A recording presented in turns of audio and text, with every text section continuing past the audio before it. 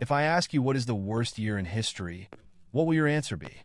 Perhaps your answer will be 2020, which was indeed a very bad year.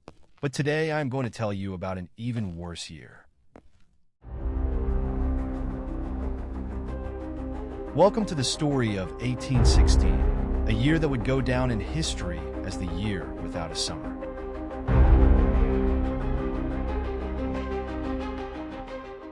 A year of unprecedented cold, famine, and disease. A year that would inspire some of the most iconic works of literature and shape our understanding of the natural world. It was the year 1816, and the world was about to experience a phenomenon that would be remembered for centuries to come. The massive eruption of Mount Tambora in Indonesia in 1815 had released vast amounts of ash and sulfur dioxide into the atmosphere, blocking out sunlight and affecting global climate patterns. As the summer months approached, people began to notice something was amiss. The weather was unseasonably cold, with frosts and freezes occurring in June and July.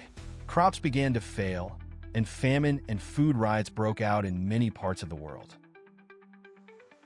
In Europe and North America, the effects were particularly severe.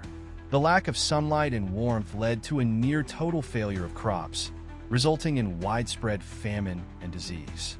In Ireland, the potato crop failed. Livestock deaths were widespread, with cattle, sheep, horses, pigs, and chickens dying from starvation and disease.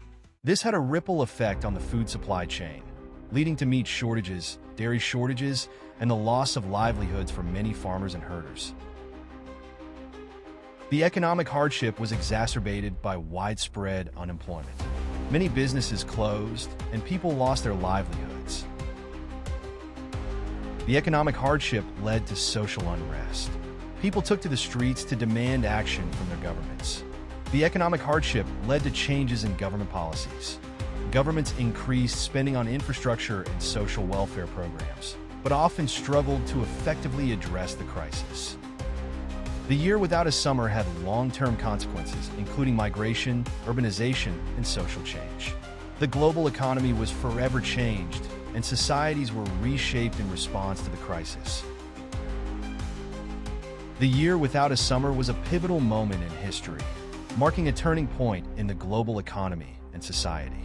Its impacts are still felt today and serve as a reminder of the power of nature to shape our world.